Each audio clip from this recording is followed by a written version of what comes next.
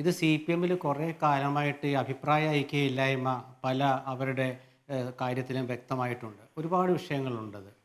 അത് ശേഷം ഭരണം പോയ ശേഷം ഇപ്പോൾ നമുക്ക് മനസ്സിലാകുന്ന വിഷയം, ഭരണമാണ് ഈ പാർട്ടിയുടെ അച്ചടക്കത്തിൻ്റെ ഒരു വാളെന്ന് വളരെ വ്യക്തമാവുകയാണ്. ഇപ്പോൾ പിണറായി വിജയനായിരുന്നു തിരിച്ചു വന്നതെങ്കിൽ പാർട്ടിയിൽ ഒരു പ്രശ്നം ഉണ്ടാകുമായിരുന്നില്ല.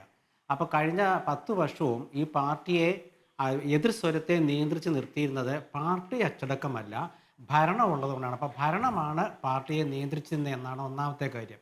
രണ്ടാമത്തെ കാര്യം എന്താണെന്ന് വെച്ചാൽ, ഇന്നലെ ഈ പ്രതികരണങ്ങളുമായി രംഗത്ത് വന്ന കേന്ദ്ര കമ്മിറ്റി അംഗങ്ങൾ 3 പേരും അവർ 3 പേരും മനഃപൂർവ്വം തന്നെ വന്നതാണ് എന്നതിൻ്റെ വ്യക്തമായ തെളിവാണ് ഇന്നലെ ഇന്നുമൊക്കെ വളരെ സ്വതന്ത്രമായിട്ട് വളരെ ചിരിച്ചുകൊണ്ട് അവർ കാര്യം പറയുകയാണ്.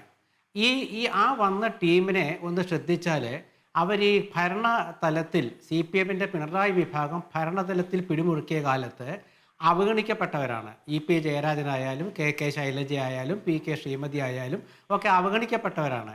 അപ്പോൾ അവഗണിക്കപ്പെട്ടവരുടെ ഒരു ഒരു ഒരു ഒരു ഒരു ചേരി ഇവിടെ രൂപപ്പെട്ടിരിക്കുകയാണ്.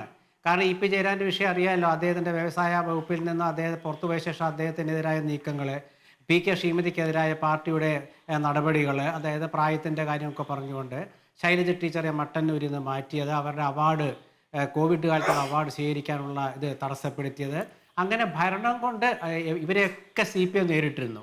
ആ ഒരു ചേരിയാണ് ഇപ്പോൾ ഒരുമിച്ച് വന്നിരിക്കുന്നത്. അത് കണ്ണൂരിൽ നിന്നാണ് എല്ലാവരും എന്നുള്ളതിൻ്റെ കാരണം, കാലാകാലങ്ങളായിട്ട് സി പി എമ്മിലെ നേതാക്കൾ എല്ലാവരും കണ്ണൂരിൽ നിന്നാണ് വളർന്നു വരുന്നത്, മറ്റുള്ളവരെ വളർത്താറില്ല. ഇപ്പോൾ സാധാരണ രീതിയിൽ പറയാറുണ്ട്, ഇപ്പോൾ എനിക്ക് തോന്നുന്നു ഇതൊരു കമ്മ്യൂണിസ്റ്റ് പാർട്ടി ഓഫ് മലബാർ എന്ന് വേണേൽ പറയാവുന്ന രീതിയിലെത്തിയ സി പി എമ്മിനെ. കാരണം കമ്മ്യൂണിസ്റ്റ് പാർട്ടി ഓഫ് മലബാർ എന്ന് പറയുമ്പോൾ മലബാർ മേഖലയാണ് ഈ പാർട്ടിയിൽ നിന്ന് നിയന്ത്രിക്കുന്നതും പാർട്ടിയിലെ പ്രശ്നങ്ങൾ ഉണ്ടാക്കുന്നതും. തെക്ക് വളരെ ശാന്തമാണ് തെക്കൻ മേഖല, മധ്യമേഖലയിൽ ഈ പാർട്ടി വളരെ കാര്യമായിട്ടില്ല, തൃശ്ശൂർ ഒഴിച്ച്. അപ്പോൾ അതുകൊണ്ട് ഇങ്ങനെ ഈ 3 തലത്തിൽ നോക്കുകയാണെങ്കിൽ ഇതിൽ ഇനി ഇവരുടെ അടുത്ത നിലപാട് എന്തായിരിക്കും എന്നുള്ളതാണ്. ഇപ്പം ഈ വന്ന് പറഞ്ഞതിലൊന്നും ഞാൻ വലിയ ഗൗരവം കൊടുക്കുന്നില്ല. പക്ഷേ ഒരു ഗുണം എന്താണെന്ന് വെച്ചാൽ, സി പി എം പറഞ്ഞതൊന്നും ശരിയല്ല എന്ന് സി പി എം നേതാക്കൾ പറഞ്ഞിരിക്കുകയാണ് ഈ വിഴിഞ്ഞ വിഷയത്തിൽ.